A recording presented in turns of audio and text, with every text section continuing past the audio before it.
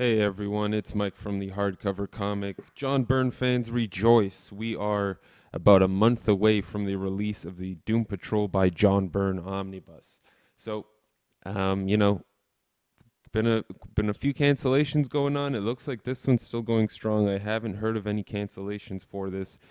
So we're looking at Doom Patrol by John Byrne. This collects JLA number 94 through 99. Along with Doom Patrol number 1 through 18. Time frame for this is around 2004. So the reason it collects these JLA issues is because John Byrne and Chris Claremont, they wrote this JLA storyline with a character named Crucifer. And then, from that, the Doom Patrol series spawned after having been off the pages for a while. So John Byrne wrote and drew all issues, all 18 issues of Doom Patrol. There's some great covers here, very crazy covers with really, really great artwork.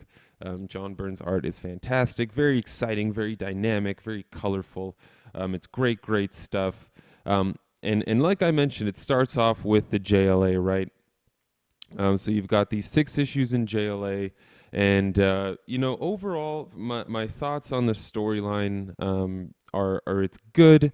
It's a very classic type of storyline, but it's enjoyable. It's a fun ride. You get to see, of course, the JLA interact with the Doom Patrol, which is not something that you would typically see. You do sometimes, of course, but the thing about the Doom Patrol is they take care of the problems that the JLA just can't figure out. And we get to see some different characters here. Of course, we've got Larry Trainer, we've got Rita Farr, we've got Cliff Steele as Robot Man. But we do get to see some different characters. I believe Faith from the Teen Titans shows up, and a few other characters, Grunt, and they're slipping my mind now. But of course, we do get to see JLAers, Green Lantern, Superman, Batman, the Atom. And of course, we get to see them not only in this JLA storyline, but throughout the Doom Patrol series as well. And it's a very fun ride. The artwork, like I mentioned, is fantastic. There are a good chunk of 2-page spreads with John Byrne's fantastic artwork. But it's a different take on Doom Patrol. The thing that wasn't necessarily disappointing for me, but was unexpected, was the fact that it feels pretty much like a superhero comic book. If you've read Doom Patrol by Grant Morrison, or really any of the other Doom Patrol runs, they're a bit darker.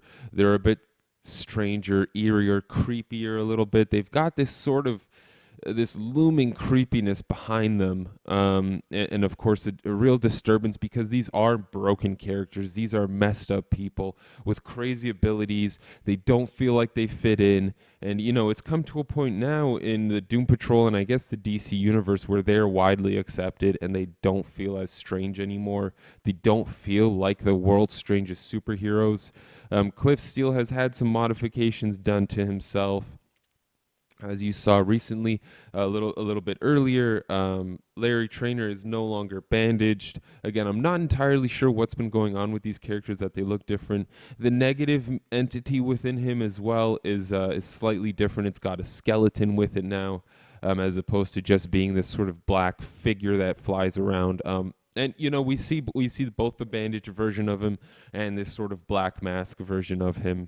There is this sort of a retelling of their origin, which take it for what you will. But you do see, like I said, some differences in the team. This first story arc in the JLA and the Doom Patrol revolves around this Crucifer character who is a vampire, and he sort of starts creating other vampires, and they're essentially what the Doom Patrol is up against. It's a fun storyline. We get to see there's a lot of big monster stuff going on here, right? So where, again, Grant Morrison took it into the crazy land, introducing Flex Mentallo and Danny the Street, and Scissor Men from other dimensions, and paintings, the Doom Patrol entering paintings. Here you've got more monsters, you've got more characters are sort of transforming. You see Rita start turning into an ape in one of the storylines, stuff like that. So it's a very different take on it's a slightly different take on the Doom Patrol. Still very, very fun, but your stereotypical, not seriously, but a more typical superhero kind of feel to it. Of course, John Byrne's artwork is incredible throughout, very dynamic. It's very easy to see now where guys like John Romita Jr. get a lot of inspiration from, or Jim Chung especially. A lot of the artwork in here is very reminiscent of what Jim Chung has been doing recently, but it's all John Byrne, all fantastic. Of course, it gets a little wild, a little crazy. Big monsters, big robots fighting each other. Very, very fun. And very detailed artwork. It'll look great on the oversized pages with nice, crisp coloring and printing. For that fact, I'm very much looking forward to it.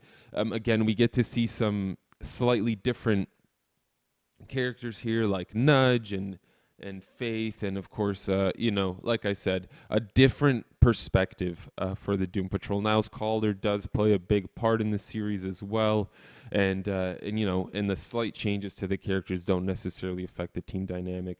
The team gets along very well. Again, like I said, there's a little bit of a departure from that darkness and that animosity and that insecurity that all the characters face. But for the omnibus itself, we're looking at 672 pages, 24 issues. I believe it retails at 100 Canadian and 75 US, which is not tragic. Of course, you can get that for far cheaper on in-stock trades or Amazon.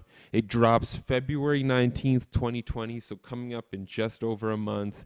If you haven't pre-ordered yet, do so. I'm not sure if it gets canceled at this point. That'll just be crazy because it is just over a month away. But they've been good at collecting all the Doom Patrol stuff from Bronze Age to Silver Age to now John Byrne and Grant Morrison stuff. So fingers crossed we see this thing get released. If you have any questions, let me know below. This is Mike from the Hardcover Comic. As always, you stay classy, Internet.